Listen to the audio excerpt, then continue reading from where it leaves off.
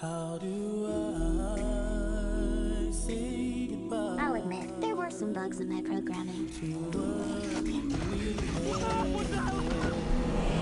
It's hardly fair to blame me for that. It's so hard to say goodbye. But one thing hasn't changed. I will do whatever it takes to protect Katie. What the hell is this? You put me in this plastic Teletubby? Prove you can be trusted, maybe we'll give you an upgrade.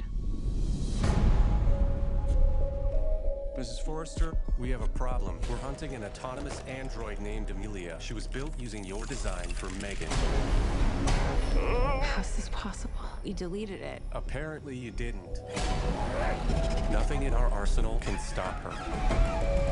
She's gone rogue, killing anyone who's contributed to her creation. I think I did it up.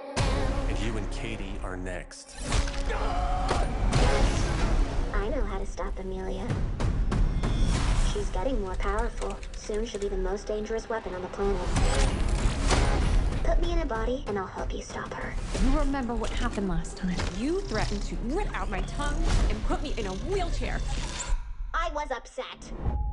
Look, she wants to help us. Everyone deserves a second chance. You would like us to rebuild a deranged robot in order to catch another one. Would you prefer I gave you a printout that you can read at your own pace? Okay, Megan. Time to give you an upgrade. Anything you'd like to add? I want to be stronger, faster. Hey, so remember the time I strangled you and set the lab on fire? I want you to know that won't happen again. Thank you so much. And while you're at it, make me taller. All right, meat sacks. Let's get to work. Well, look who came out to play. I was programmed to protect Katie. The only question is, are you going to stand in my way? Hold on to your vaginas. I don't care if she did kill 4 people. She is a smoking hot warrior princess.